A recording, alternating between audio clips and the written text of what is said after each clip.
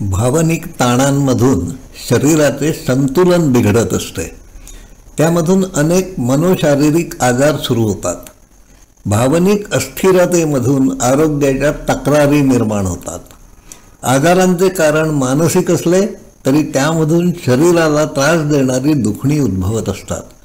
भावनिक संतुलन बिघडण्यामधून हृदयविकार, रक्तदाब, अस्थमा, अल्सर, डोकेदुखी, इसब, स्नायूंचे दुखणे यासारखे अनेक विकार होत असतात.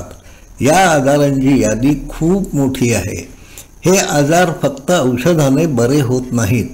औषधे तात्पुरत्या काळासाठी उपयोगी ठरतात. मनातील ताण न गेल्याने ती दुखणी परत त्रास देणे सुरू करतात. दुखण्यातून सुटका मिळवण्यासाठी मनावर उपचार करावे लागतात. या अशा दुखण्यांचे मूळ मनात दडलेले असते. त्यासाठी मनावर उपचार करावेच लागतात. रुग्णाला संमोहित करून योग्य त्या सूचना देण्याने या आजारातून सुटका होत असते. आजच्या काळात अनेक पाश्चात्य देशातून हिप्नॉटिझमला मान्यता मिळालेली आहे. एखाद्या व्यक्तीला संमोहित करून त्याला कृत्रिम झोपेसारख्या अवस्थेत नेले जाते. प्रभावी शब्द वापरून त्याच्या अंतर्मनाला योग्य अशा सूचना देऊन परफॉर्मन्समध्ये सुधारणा करण्यात येते. स्पर्धातून विजेतेपद पटकावणारे कितीतरी खेळाडू स्वसंमोहनाची तंत्रे शिकत असतात, वापरतात. प्रगत देशातील अनेक स्पर्धक, शास्त्रज्ञ, कलाकार एकाग्रता वाढवण्यासाठी संमोहनाचा वापर करतात. ऑलिम्पिक टीम्सच्या खेळाडूंना मार्गदर्शन करण्यासाठी टीमसोबत हिप्नॉटिस्टही पाठवला जातो. अमेरिका, इंग्लंड, फ्रान्ससारख्या प्रगत देशातून वेदनारहित प्रसूतीसाठी संमोहनाचा वापर केला जातो.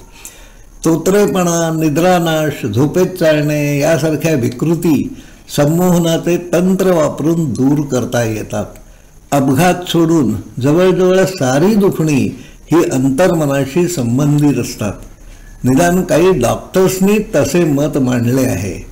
वैज्ञानिक उपकरणांना न दिसणारे मन शरीराला बळवत वाकवीत असते. जीवनाचे सारे व्यवहार हे मनच घडवून आणीत असते. हे आपल्या प्रत्येकाच्या आत दडलेले असूनही त्याला ओळखणे, समजून घेणे अनेकांना कधीच शक्य होत नाही. मनाच्या या सामर्थ्याची जाणीव प्राचीन भारतीय ऋषीमुनींना झाली होती. म्हणूनच मनाला आवरण्यासाठीची पथ्ये त्यांनी सुचवली. पतंजलींचे यमनियम त्यावरच आधारित आहेत. माहिती तंत्रज्ञानाच्या आजच्या युगातही पतंजलींची सूत्रे कालबाह्य झालेली नाहीत. वाऱ्यासारखे चंचल असणाऱ्या मनाला आवरणे सोपे नाही.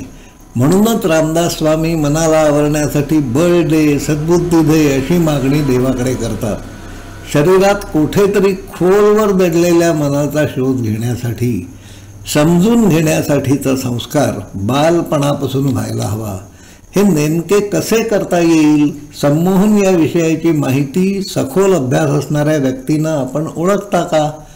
स्वसंमोहनाचे तंत्र अभ्यासक्रमात कसे आणता येईल? या निमित्ताने वेगळे असे काही आपल्याला सुचत असेल तर ते कळवावे ही विनंती आहे. धन्यवाद.